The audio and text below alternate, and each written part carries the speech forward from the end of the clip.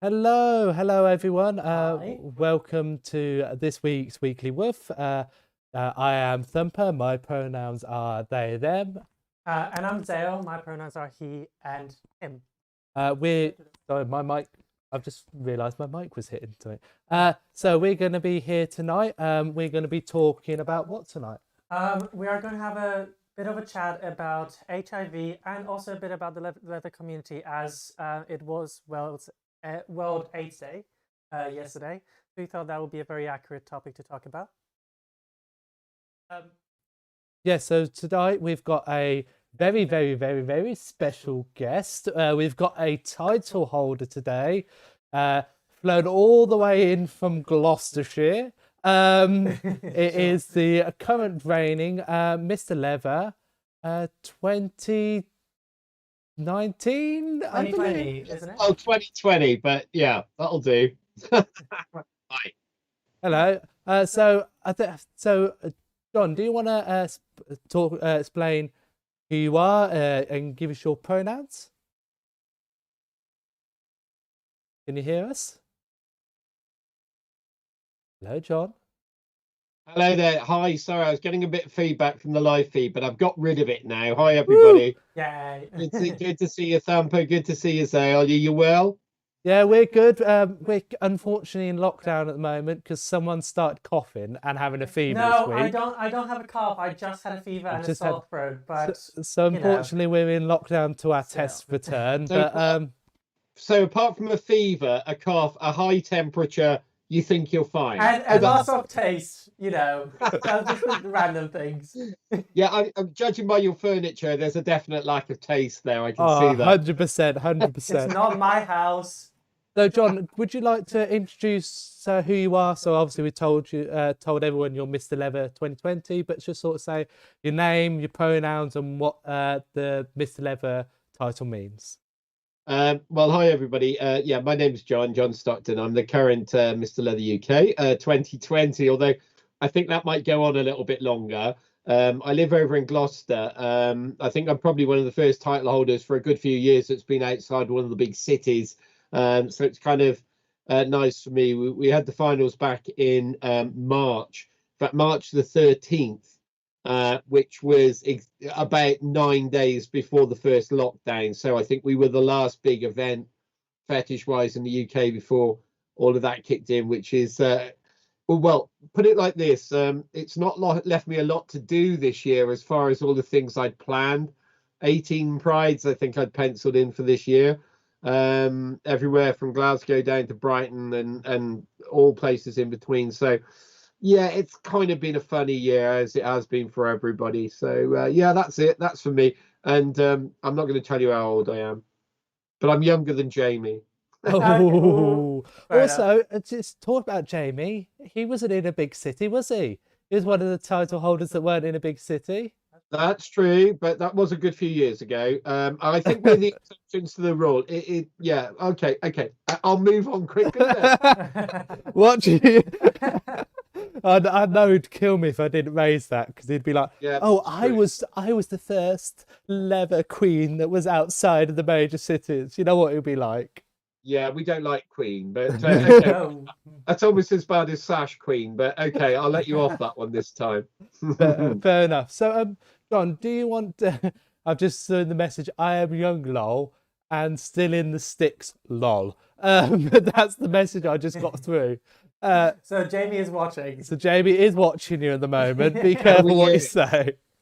Oh, well, I'll try and be careful because he's a lovely man and I know he does a lot for your community around in Reading and further afield. So have I smoothed him enough now? Have I repaired that damage I've caused?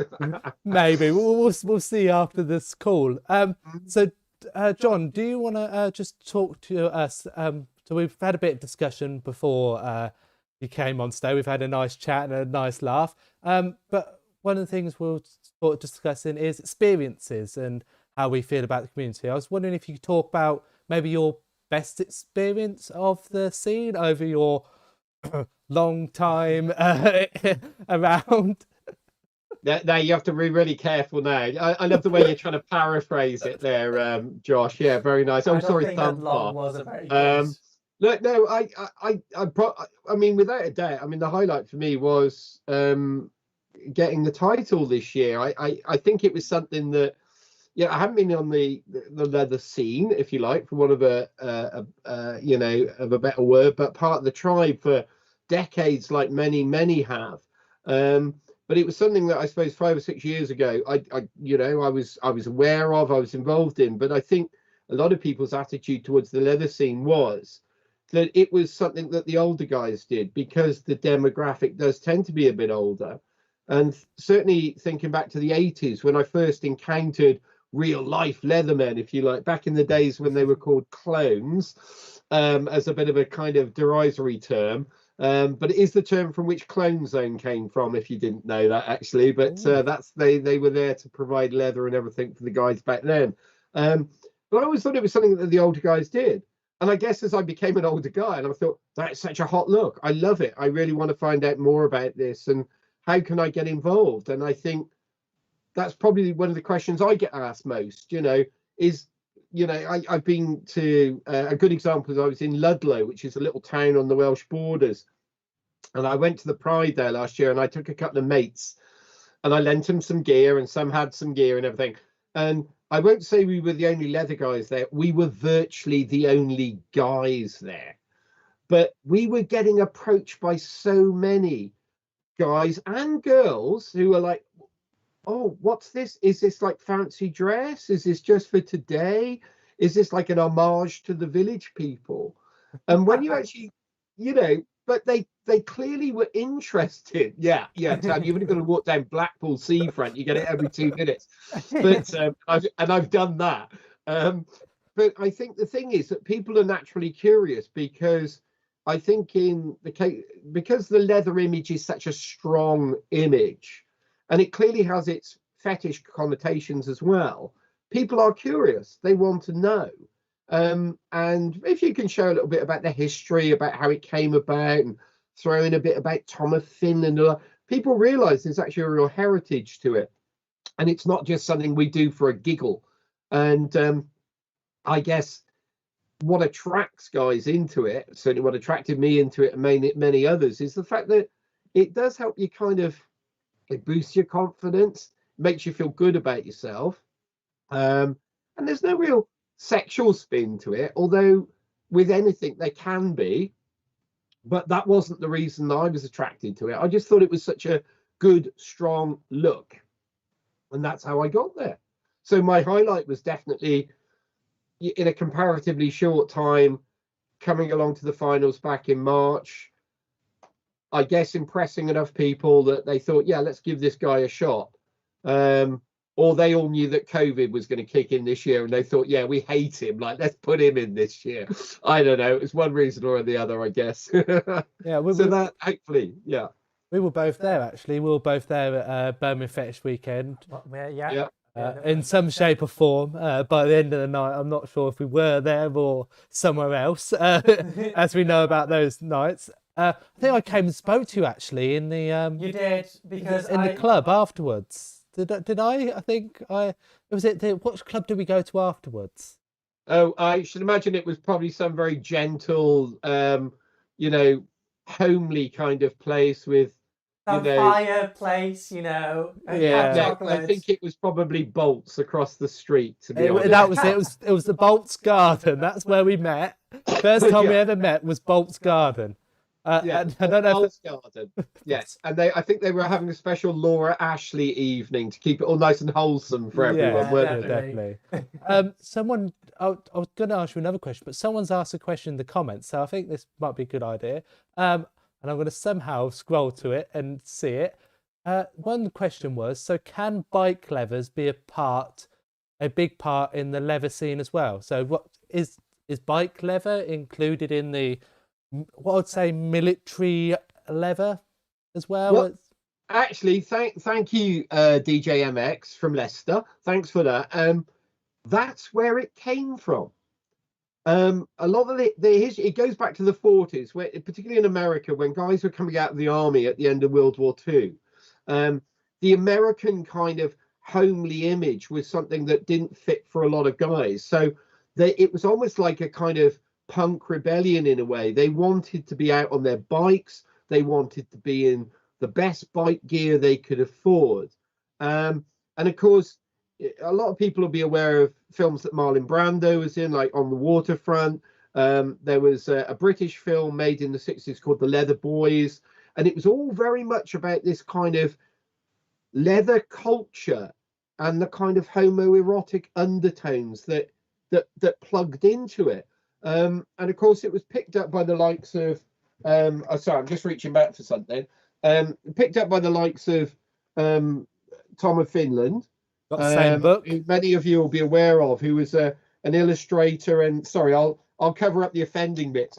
But that image was the kind of image that oh, hello, you know, that appealed to him as an illustrator, and he made a career out of providing imagery and, if you like, fueling that whole bike leather military uniform kind of almost fetish. And well, it is a fetish.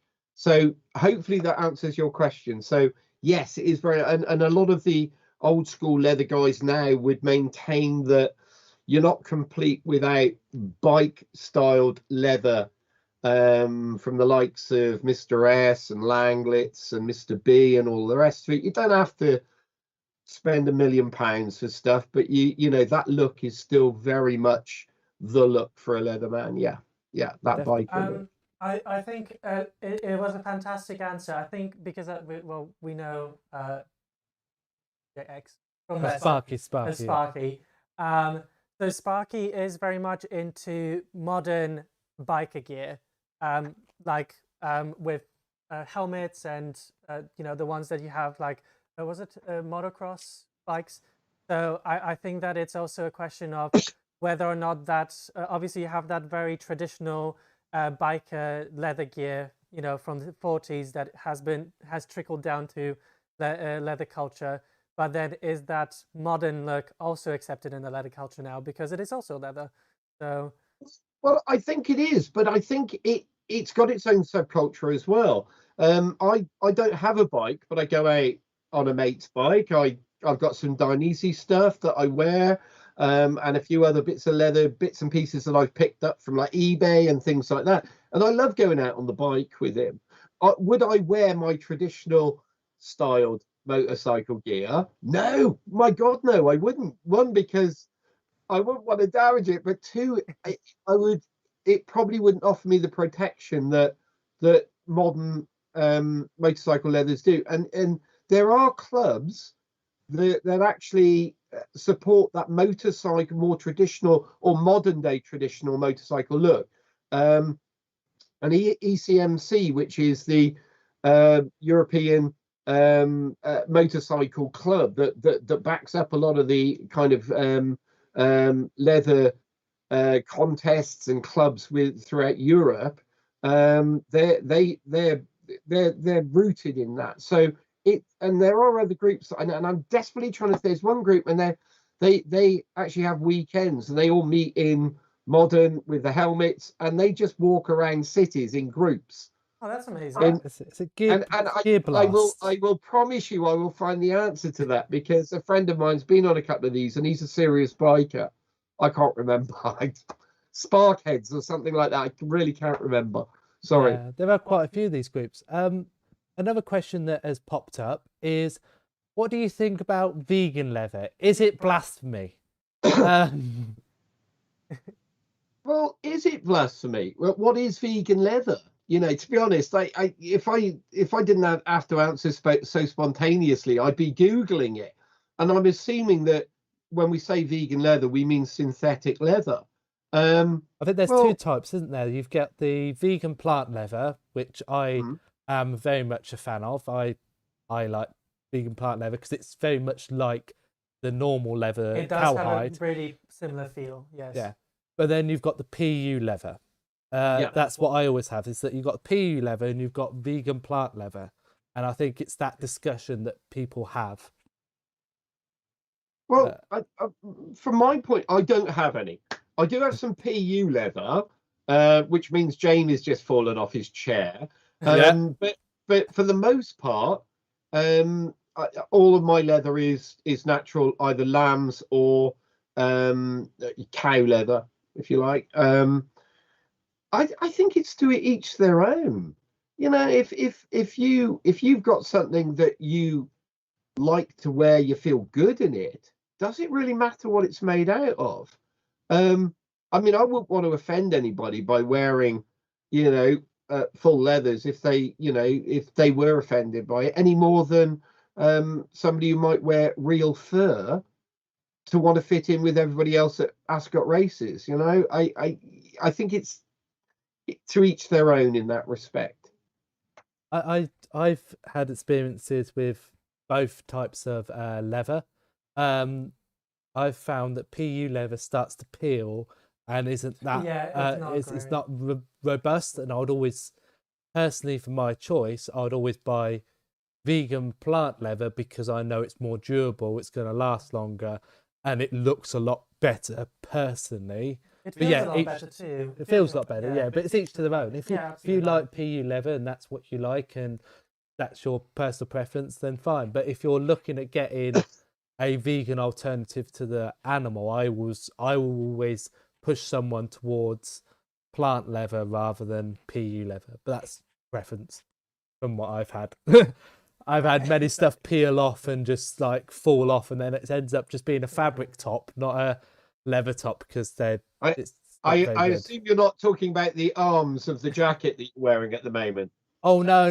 This is a falling off. This is a Mr. S leather top. If you would like to know, just modelling here from Clone Zone off the Black Friday sales. Came in yesterday. Yep, wearing it first time properly. I just had a really quick question before we go on to the next panel. So because, you know, the leather community is very much subject to appearance and gear, do you think that having gear also has a very specific factor in like getting to the leather community? You know, because you would have, for example, maybe more old-fashioned members that would say that you have to have certain items, or more modern ones that would accept, for example, vegan leather or PU leather as leather. And is there some sort of discussion, or is it, you know, what is acceptable? I think from a personal standpoint, because I don't just wear leather, I do wear rubber. I'm an old school skinhead as well. Sorry, now I can get into the camera. Move around a bit. Tattoo there. There we go. I think fetish as a whole is something that you can take bits of at different times and in different moods. And certainly, if you were to go, I mean, they are called, if you like, the old guard, the traditional leather guys and girls. But I think those attitudes have smoothed over the years, because there's that realization that actually the sweet shop is a lot bigger than it once was, and there's a lot of different flavors to try. And if you take that as a context to fetishes and what you might wear, why restrict yourself to one when you can try other things too? Doesn't that make it more exciting? And I think as a result of that, more people are. And just to step back about that point about PU leather and faux leather and all the rest of it, I think for a lot of guys who want to have a little dabble, it's a nice starting point, because they can get stuff. I started by buying old bike leathers from car boot sales and stuff. And I thought, wow, God, this feels good. I like this. And it was only because of that that I moved on. And if that's PU leather and stuff like that is a starting point for others, well, what's wrong with that? Why not? You know, they might try it and go, oh, no, I don't like this. It doesn't look good on me. Why would I waste my money on expensive leathers when I don't feel that great in it? I think it's a good way to you know, test the water. Borrowing leather is also a good alternative. So if you know someone that has got some leather and some old leather, like I will point out today, this is my top. It is my leather top, but I don't have any leather. Someone didn't have leather, wanted to wear leather tonight because we're talking about the leather scene, and wanted to have a try. Put on the top, wore the top for the introduction, like when we're chatting, walked away around the corner, had a little photo shoot, came back round the corner and went, actually, shall I tell you what? I've got to get some leather at some point because I really like this. I did say that, yeah. And it's like, okay. Josh, sorry, I have to interrupt. I just love the way you pointed at Zael and said, "This is my leather top."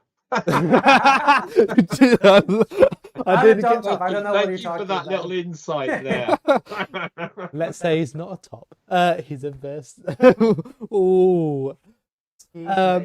But yeah, no, it's but sharing leather, borrowing leather is a great way to try and get an introduction. eBay, yeah, PU vegan if that's the way you want. Sparky said really good. Yeah, eBay, Facebook Market is really good. People are reselling leather. Black items. Friday sales. This was £100 off. I wouldn't have been able to buy it if it was normal price, but because I had sales, then I got it with sales, and I'm really happy that I got it because it was on sale. Because I am a cheap person. I was going to say another word, but I mean, that's always one of the big sticking points with if you like some of the top end leather. It is bloody expensive, and in all fairness, if you go strolling into some of the retailers like Mr. B, Clone Zone, or any of them really, you know, that they would say that they're competitively priced, but wow, you know, they're investments. But in a way, there's a reason why some things are as expensive as they are, because of the quality. And if you go right at the top end to things like Langlets, you know, you won't get much change out of £2,000 for a jacket. Yeah. You know, but if that's what you want, you might make sacrifices to get to it. But if that's not what you want, there's no reason why you can't spend a couple of £100 on one, or £100 on one that might have come from expectations. I got 2 or 3 from expectations that I bought off eBay for like £100, and at the beginning they suited me fine, and I still wear them now and again, because, well, why not, you know? And I think it's trying to, you know, to that point. So I just saw Jamie's comment about spilling wine, something like that. Click clapping. How many has he had already? I wonder. It's I mean, we've all got different size wallets, haven't we? And that's the thing. And there's absolutely nothing wrong with buying second-hand leathers or buying off friends or whatever. I think this waistcoat came off eBay. I think it was an Expectations one.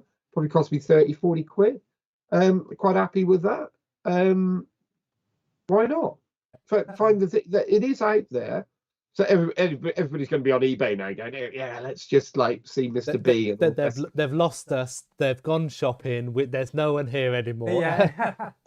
So unfortunately, we're going to have to quickly. We're going to switch over. So we've talked a bit about you and a bit about the leather scene already. We've gone quite in depth already, which is really nice because it's been really important. But we're going to play our little game. We always have a little game in between just to liven stuff up, make stuff seem happy and joyful, especially in a time where times can be a little bit dull. So I'm going to do a lovely transition. Ooh, look at that. You know we pay...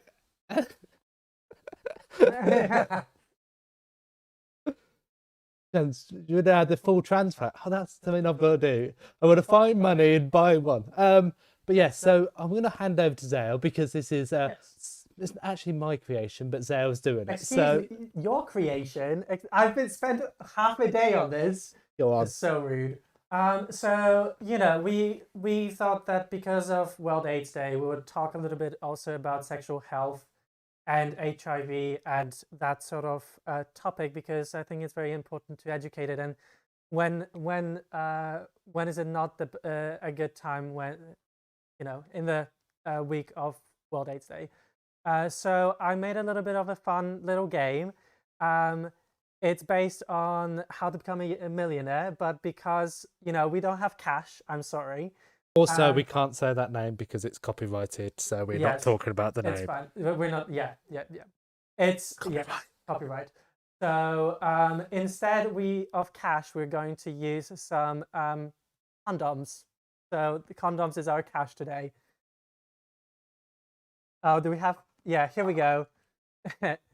And I thought that because of that, we would say we would name the game Safe Savings. save for condoms and savings for cash. So there are going to be, so there are going to be 10 questions, multiple choice, and you just have to guess the answer. And we're going to be progressing basically with each question to a larger amount of condoms and maybe other things, you know, we'll see in the prices. Sorry, I got fascinated of what flavours we had in here. I just sort of went, oh, what flavour we actually got? But do you want to go for the first question? Let's go for the first question. The first question is... So, John, what should you do if a condom breaks? Well, you have to click it. Oh, yeah. You were the one Also, who did a clicky. move over there. Oh, that's Just for keep one echoing. condom, by the way. A, panic. B, sew it back together. C, slap the other person for breaking it. Or D, contact your local sexual health clinic for advice. I know. Are you sure that Are you it's sure not it's for B? one condom? For one Yeah. condom. For one condom. It's for one condom. Are you sure about this? You could lose. You could lose and lose this condom.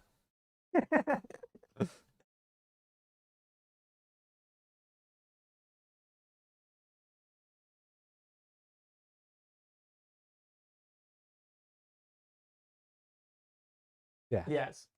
Even if you haven't.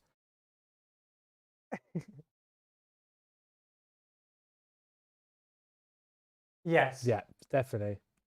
Woo! There you go. Woo! I'm going to make sure. So yes, definitely D. We can't hear the. I don't know what. If you can't hear, John's sound's gone off. John, you're dead. Well, you were. Can the people hear John now? John, have a chat. Perhaps everybody just muted me. I think I muted you by accident, darling. Oh wow. Oh, so John got it right. I apologise. Technical difficulties. John got it right. He's got a condom. He did get it right. It was D. And he was saying if you are in intercourse and even if you have finished or you haven't finished, do still go and contact your local STI clinic. The local one here is F.O.D clinic, and there's a few. And if you're outside, do search up. You can just search up your area and search for STI. Can I get a chip in there? Actually, I know other sexual health charities do this as well, but the Terence Higgins Trust page has got fantastic links to all of the local sexual health clinics in your area. You just punch in your postcode and it will tell you where your nearest one is. But there's also links to sexual health for Scotland and Wales as well. And it is by far one of the best ways of finding your local sexual health clinic if you're not aware of where it is. Yeah. That is, you've got one condom. We're going to go on to the next question for two condoms. Oh, two condoms. Are all these questions for me? Yeah. Yes, of course. What kind of person do you think I am? A very smart one. So we're going to go. Oh. Which of these is not a sexually transmitted infection? Chlamydia, gonorrhea, syphilis, or AIDS? For two condoms.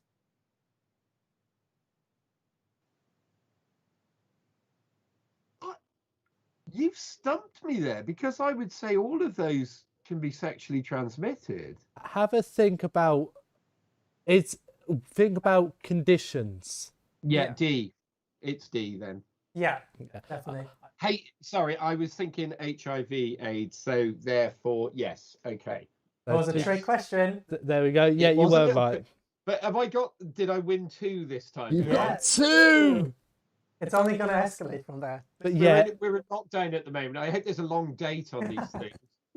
I think they're 2024, so we'll be fine. Yeah.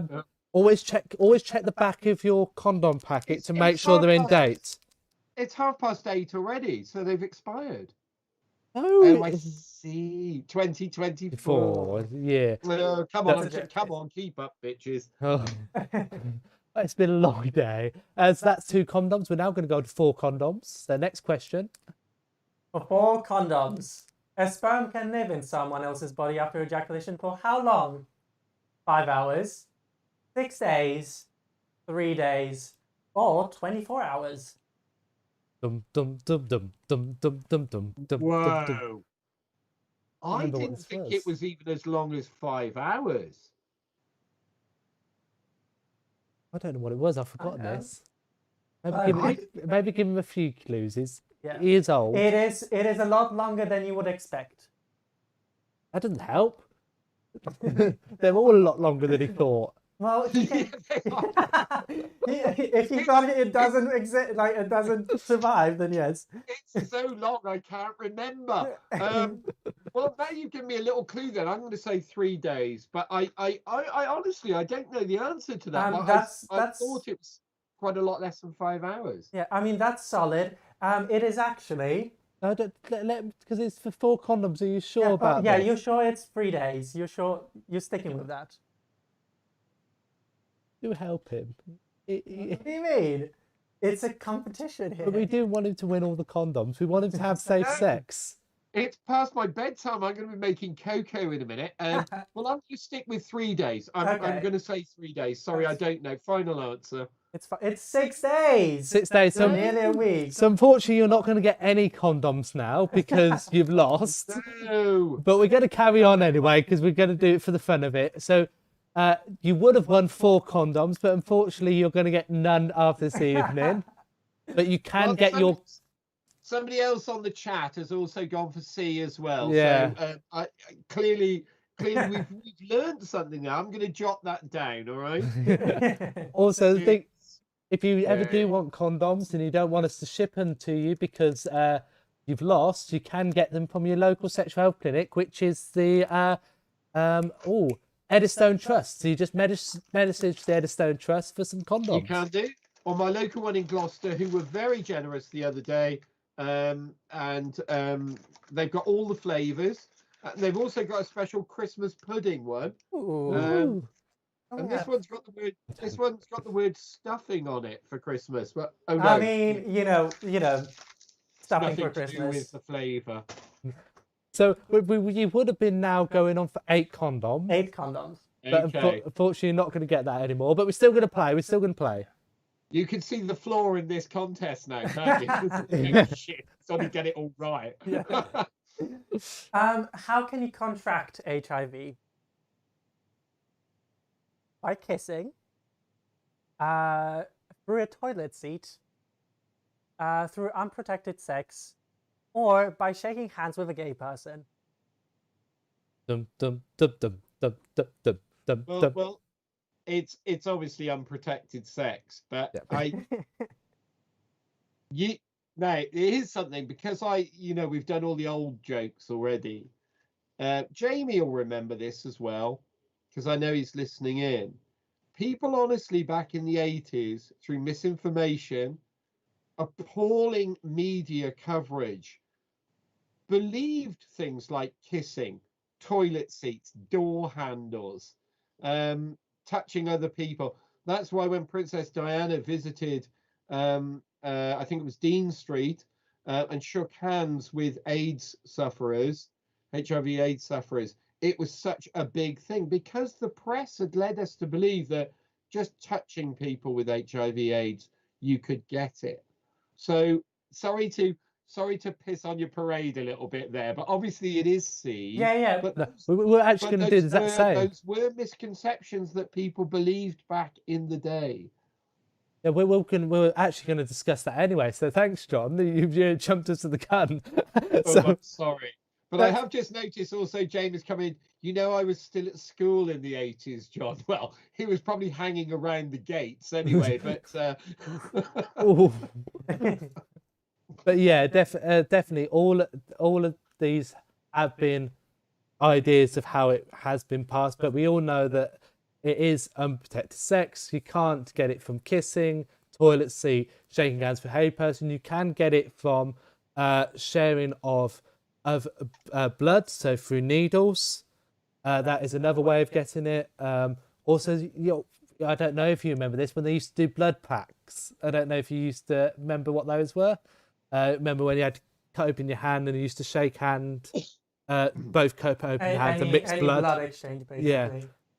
I don't know if you remember that, John. That's probably that was probably a bit before your time, or not know it. Yeah, me and Michael Faraday, we were like that, right? We were all around the town, meeting up with Charles Dickens and the rest of them, having a good night out.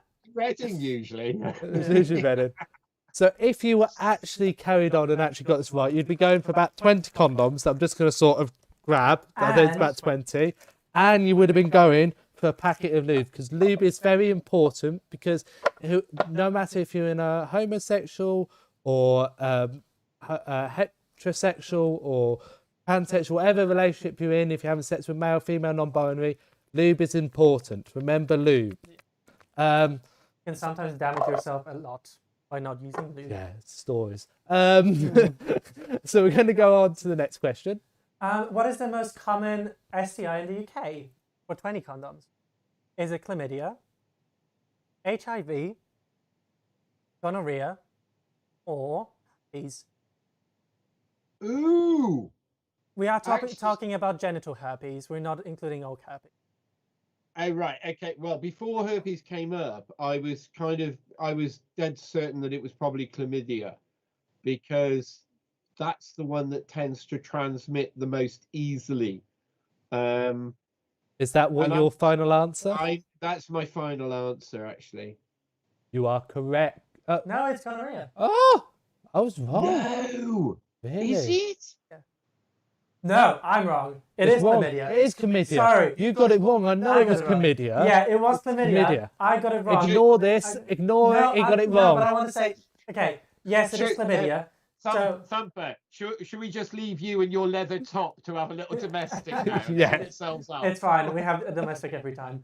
The reason why I say chlamydia is because it's present on the skin. It's easier to transmit, whereas the others tend to be transmitted through bodily fluid, ejaculant predominantly. So chlamydia is the most common STI. Yes, however, gonorrhea cases have been on the rise, especially in the last couple of days. Days too. Actually, there is days. Ooh. Yeah. There was a big outbreak right before lockdown started, actually. However, there is a rise in gonorrhea cases because gonorrhea is starting to be a lot more resistant to antibiotics. There's a new form of gonorrhea, sometimes called super gonorrhea, which is really hard to treat. And therefore, you should be watching out for whenever you have sex, because sometimes antibiotics might not cure it very easily. It's mainly on the continent, there was isn't it? Definitely a case. Sorry, I've got to chip my own little bit in as well, because I've got my PrEP here and everything. But I mean, PrEP is such a wonderful thing for protecting you if you're not an HIV sufferer, because obviously that's a different kind of medication altogether. But since PrEP became available in the UK, and Scotland was a good example, because NHS Scotland made PrEP available before the rest of the country, there was a massive upsurge in other STIs, in particular gonorrhea. You're absolutely right, Zael. It was because a lot of people felt that, well, with being on PrEP, the one thing they didn't want to get, of course, was HIV. So where other things were more treatable with antibiotics, they were, if you like, sacrificing themselves to that and having unprotected sex. And you're absolutely right. Gonorrhea now has gone into some very nasty strains that requires some pretty nasty kind of medication to sort it out. So you're absolutely right. So sorry, I had to chip in as well. That's all right. We're gonna. I can't just sit here looking fabulous, can I? No, you can't.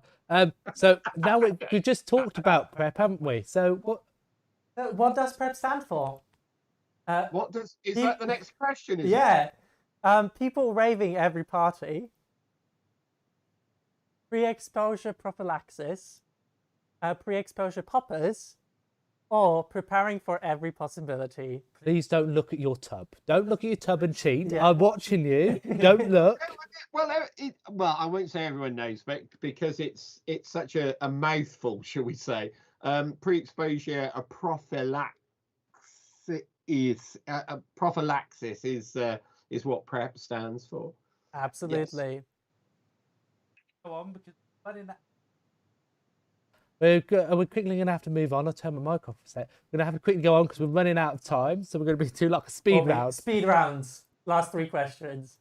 Which of these STIs can you be vaccinated against? HPV, chlamydia, gonorrhea, or hepatitis C?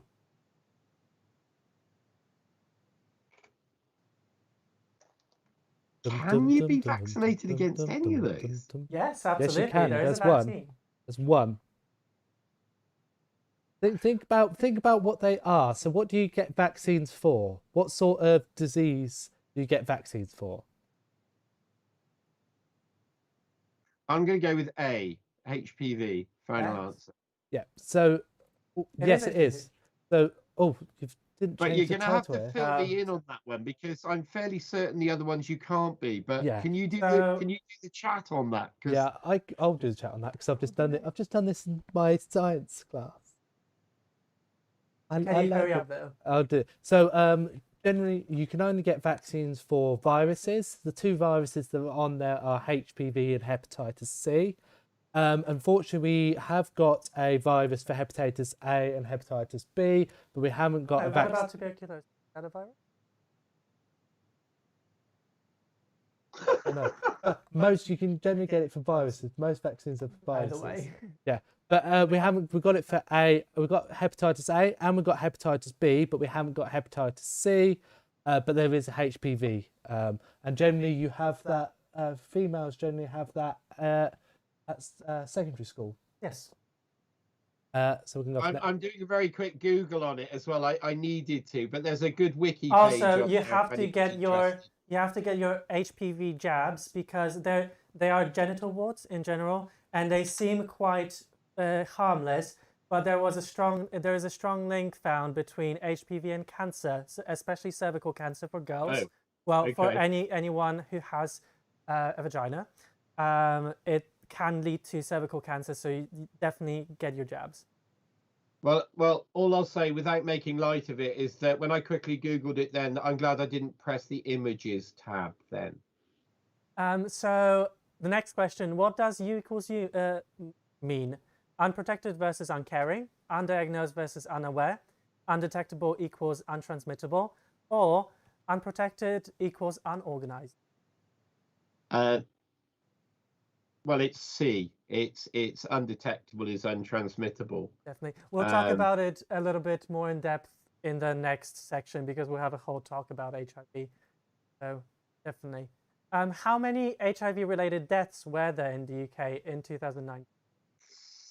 122, 222, 300, 422, or 622? I'm sorry, I don't know the answer. I'm going to take a plunge. I know since the early 80s, since it was first diagnosed in the UK, there's been over 100,000 people who've lived with the virus. I'm sorry to say I don't know how many sadly died from it in 2019. I thought it was more than. I'd like to think it was less than 139, but I'm going to go down the middle and say 400 C. No, it's actually 622. I thought it's more. I thought it's 900, but must have read somewhere else. But yeah, it's quite an astonishing figure, unfortunately, and I think it's a figure that a lot of us would agree is too much for so. Especially with not treatment, but preventative measures and antiviral. Yeah. So on that, the last question is, how many STIs have been diagnosed in the UK in 2019? I'm not going to speak that. Yeah. Around 350,000, 450,000, 550,000, or 600. Well, I'm going to go for the top end there again then. I'll say D, 600 odd. 600 odd. Sorry, it was 400. I'm sorry, I simply didn't know that. It's fine. It was around 450,000. So a lot, and it's a 5% increase from 2018. So it actually shows that people are, it's not a decrease in cases, which is upsetting, because with more education about sexual health, you would think that there would be more of a decrease in sexual, like STI cases, which is not the case, which, it's a little bit worrying. Sure. Yep, so we're going to go on to our little chat. We've unfortunately run over a little bit. One important thing to add that someone said was that you can get the vaccines for HPV, Hep A and Hep B on the NHS if you are male having sex with males. So MSM, they say. So males having sex with males, you can get HPV, Hep A and Hep B on the NHS. So we're going to have a quick chat now about, we were talking beforehand about the effect of HIV and AIDS on the Levocine and what the Levocine did for raising awareness and raising funds. I don't know if you wanted to have a quick chat about the importance of it for our community. Well, I think, without beating around the bush, when AIDS first became evident in the late 70s and early 80s, and it was seen as the gay plague, we know, of course, that wasn't how it started, where it came from. But what they were finding statistically, particularly in America, was that it was particularly virulent within certain subcultures of the gay community. And they did a number of tests and they analyzed results, and they were finding that nearly 2/3 of men who were suffering from HIV AIDS were compared to just say 20% of the 2/3 of the leather community that was suffering from HIV AIDS were part of that community, whereas within the normal kind of gay community, it was only around 20%. And what the information really showed was that there was far more of an availability for anonymous sex within that subculture, because that subculture had the venues and the places for guys to meet up, and play space, fun space, whatever you want to call it. So as a consequence, the leather community hit it really hard. But as a result, they were at the forefront of supporting all of those that were suffering from the virus, with financially, food packets, help with anything that they could, because the community was hit so hard. So there was a real kind of Stonewall spirit there, that's standing together with other members of the community to show support, because the leather community had been hit so hard by it. And I think it's interesting to note also that, like I said, I mean, it's been 100,000 cases of HIV since 1981 in the UK. And, the NHS has done a fantastic job to in recent years in providing the support, as well as the charities, everything from Eddystone, Umbrella, whoever it might be, Terence Higgins, of course. But definitely the leather community was there because it suffered the most from it, and has remained there ever since. I think we did. Just quickly, if you don't mind, I've got the details for the some charities. So the Eddystone Trust actually helped us make the Who Wants to Be a Millionaire sort of version. Don't say that name. We can't say the name. But helped us get all the questions together. Naomi. I know you know Naomi quite well. She helped us make the questions for the round. Also, if you're in the Southwest, that's the trust that you go for. You've got contact details there if you want to jot them down quickly. Also, if you're in Reading or Berkshire, I always say Berkshire. It's the Woof. It's Berkshire. If you're in Berkshire, there are your contact details for the Flora Clinic. You can get PrEP now in Gloucester. That was announced yesterday. You can get PrEP in Reading, and they're trying to open up in more locations, but you can get your tests and stuff from there. Yeah. So I forgot to do that, and I know that Naomi would kick me in the butt. We did our tests. We did our test last week. I know. Good. You know what Naomi's like. I can speak from the experience of the Gloucester side because they did a trial. NHS England did a trial for Gloucestershire, and that started just over 2 years ago. And I got a phone call because I was going every quarterly to the clinic, and for whatever reason they felt that the PrEP trial might be appropriate for me. And gave me a call one day and said, look, they told me about the trial and they said, would you like to be on it? And I said, yeah, absolutely. And they said, when can you come in? I said, I'll come in now, because I literally live 8 minutes down the road walk from my local clinic. No, they didn't open it just specifically for me. But they said, oh, they laughed. They said, oh no, tomorrow would be the earliest. And I went down, and of course I wouldn't be gay unless I'd asked that question. So what number am I in Gloucestershire then on the trial? And they said, you're 001. I was like, oh, that just felt like a result for me. So, and that trial's just ended now, and it's throughout NHS England. It's been a successful trial. So I think that's why now PrEP is being made more widespread and available to those. But it won't just be anybody that trots through the door. I think a lot of people think, you know, they can just have it automatically. The NHS couldn't afford to do that. So you do have to be in a higher risk. So you have to be, shall we say, sexually active and be beyond a monogamous relationship is probably the politest way I can put it. But, you know, there's no point in dressing it up. You know, it is there and it is available to people at risk. So if that means you, then go to your sexual health clinic and ask about it. They're very good.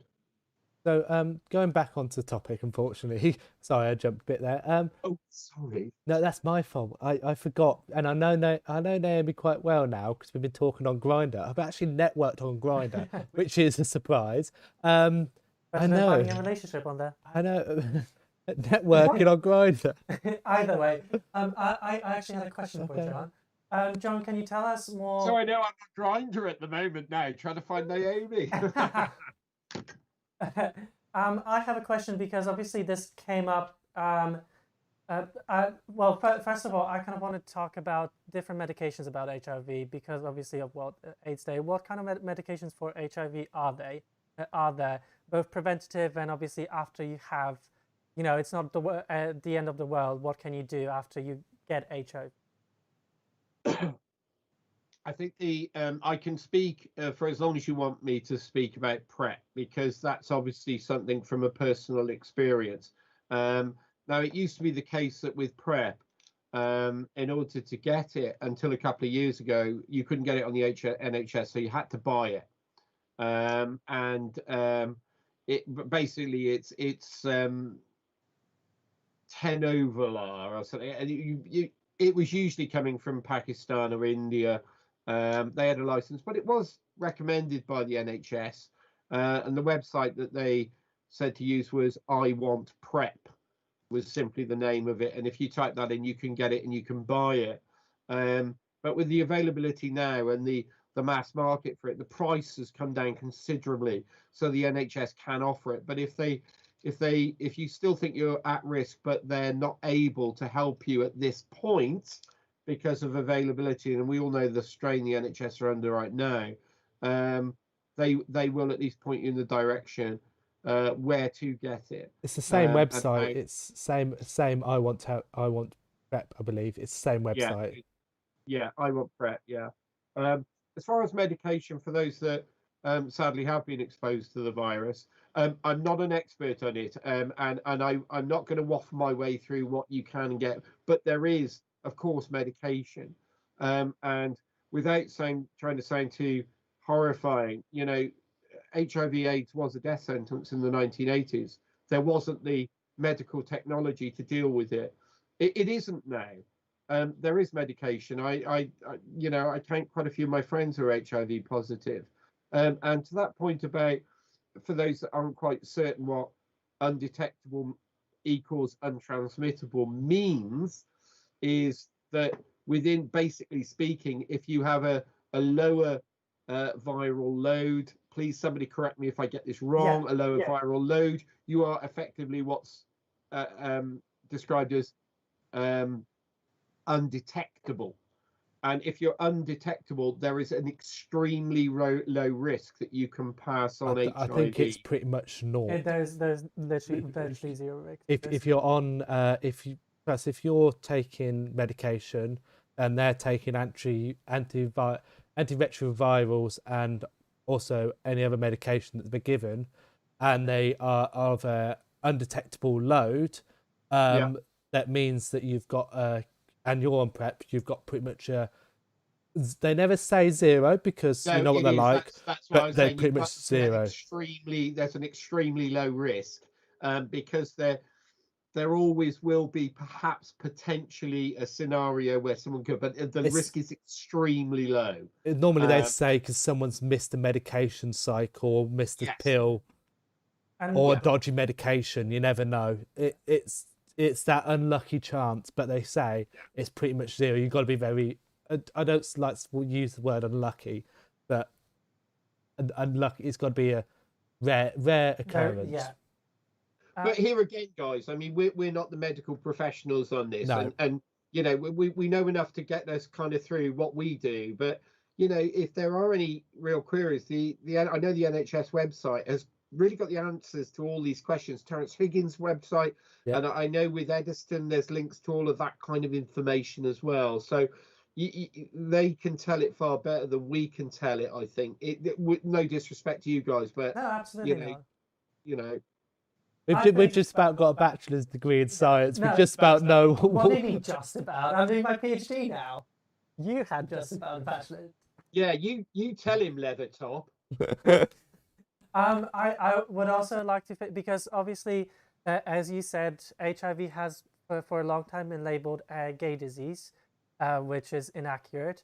But you know, people of other genders can also get it. I think that it's an important thing to make. The point to make is the fact that if a woman is HIV positive and she is untransmittable, then she can actually give birth to HIV negative babies, because I feel like that would be a very big barrier for a lot of people who are in a heterosexual relationship and would want to have kids.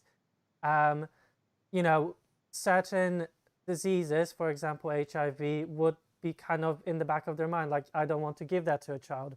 I think that it's a very important point to make, is that untransmittable also means that you can't transmit it onto your offspring.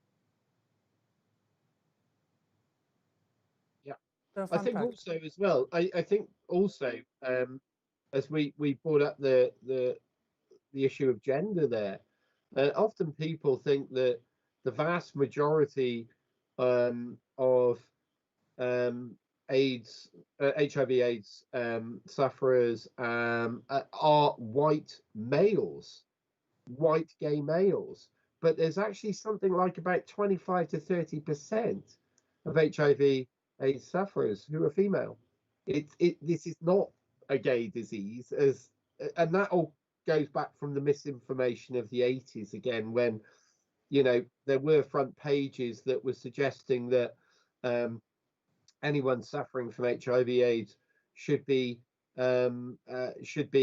garrisoned into kind of these shanty towns, rather like they've got across the channel in France, to stop immigration. That was front page information, misinformation in the 80s, and it was a horrible time. Really was horrible. You know, it was the media attacking something they didn't understand. Ignorance again. Yeah, there's also a high increase of HIV in the black and ethnic minority groups as well. It's a very it is also what they say is a group of concern, like homosexuals or men having sex with men, by people who also have sex with men. But yeah, men having sex with men, but also black males, and the black community and ethnic minority community is also a concerned group. So obviously also talk if you are part of that group, talk to your STI clinic and talk about what preventions such as PrEP that I can do, condoms and other things. I think we've slightly run over. I did want to talk a lot about, but I really liked the bit at the end where you talked about your feelings of at that time of the Tombstone advert, the papers doing misinformation. It was obviously we're young, to put it at least. We didn't grow up in that time, but to actually have that discussion from someone who was brought up in that time where they were seeing these adverts and were part of this community is really important. Actually, I can be honest, because I know time's against us here. If you're not familiar with the advert that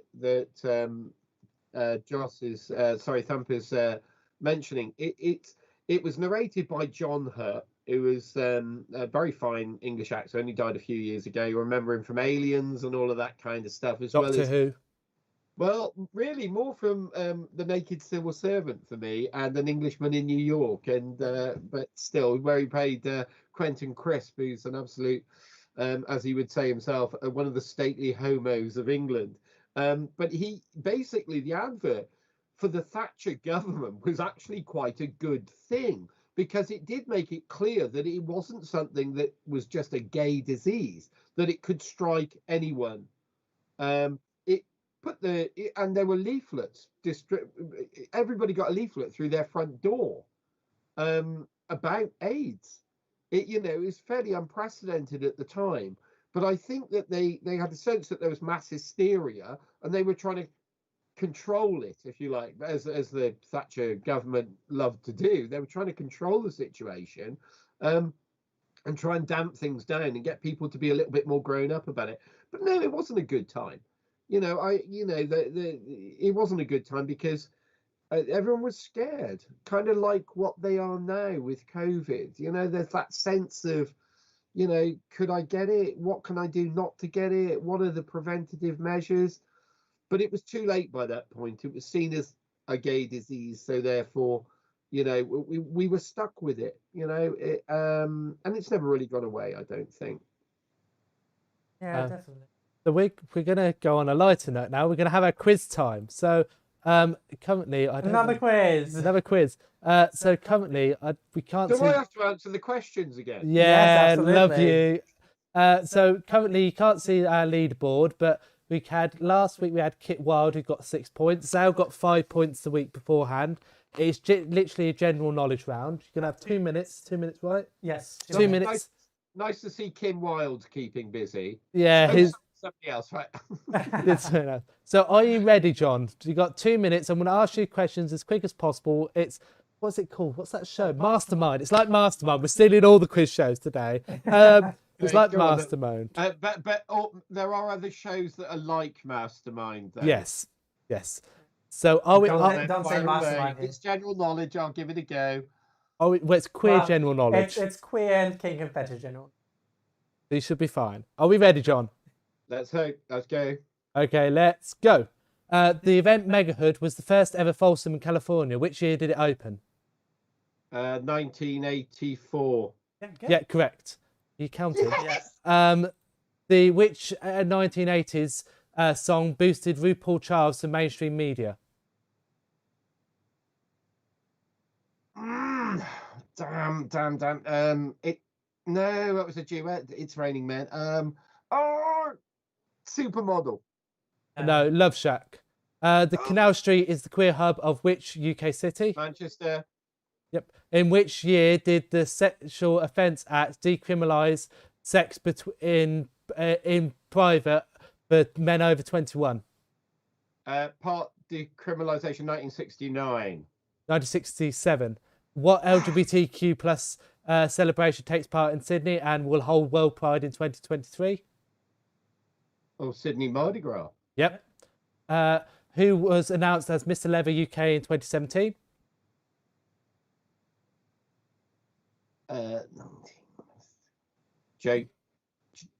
No, it was Jamie. It was Jamie. Jamie Wake. Yeah. When was the red ribbon, the solidarity symbol for people living with HIVs, introduced? What decade? The 80s. No, which year?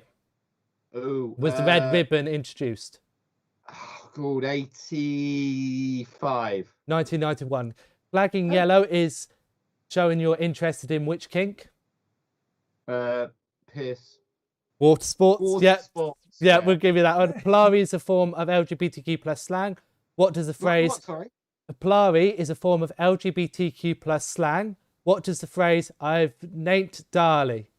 What does the phrase "I've Nate Darley" mean? Well, I know Polari quite well, and I don't know what Nate Darley. Nate Darley. No, you've thrown me. I've got no money. We're going to give you one more because I did stumble at one point. In 1951, he was the first known British trans woman to undergo reassignment surgery according to Stonewall. I don't know, sorry. It is Roberta Cowell. So that was it. How many did you get? You got 5. You're doing so well at the start. 6. I counted 6 on my fingers. Okay, fine. That's all right. We might have to go back and do a count. Yeah, I've named Darley. I've got no money. Named Darley. Denali. Naughty.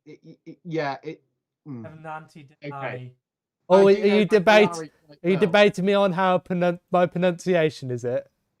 Well, it's naughty, but no, I wouldn't have got it from what you said. I'd much rather you'd said it's Bonatavadi Dolly Old Eek. Eek again. That I could have got that one, but all right, fair enough. Okay. No, who had that? You had that one, didn't you? You had Bonatavadi Dolly Old Eek, didn't you? That was one of your questions. I don't know. It was your question. Dolly Old Eek again, Mr. Orn. Nice to see you. Nice to see your pretty old face. Whoever you said. Yeah. Yeah. Okay. But Nate Handbag. That's what James said. I don't know what he's saying. We have run over tonight. To be honest, it's been an important conversation. I don't think any of us are annoyed or disappointed it's run over. I think it's been really important that we've discussed this. As well, we've had a lot of fun, yeah. That's what it's all about. In this day and age, we need fun and lots of it. Definitely. Also, I've got loads of messages to say. Jamie sent me like loads of paragraphs and stuff, so I've got to look at my phone now. Them pop up the top, and he sent like private messages through as well. I know. I think this. I've also had a message from Naomi on Grindr. She's messaged me. I've told her I can't make it this evening. I'm on a Zoom, but still, there we are. So, but we know how flaky they are on Grindr. She'll never show up anyway. No. One had a bit of a like, problem where today. are you? Oh, less than more than 5 meters. I'm not coming. Oh yeah. Oh God, no! Don't worry about distance. Anyway, so we're gonna end up this tonight. I'd like to say, John, thank you very much for coming today. It's been lovely to have you. Thank you for the invitation. I felt very honoured. Thank you so much. You were invited to something for once. You were invited to the ball. For the ball. To the ball. Well, it was boner. That's all I'll say.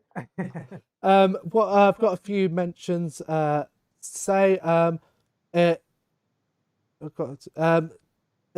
Club F.O.D are looking for some people to help create some shows.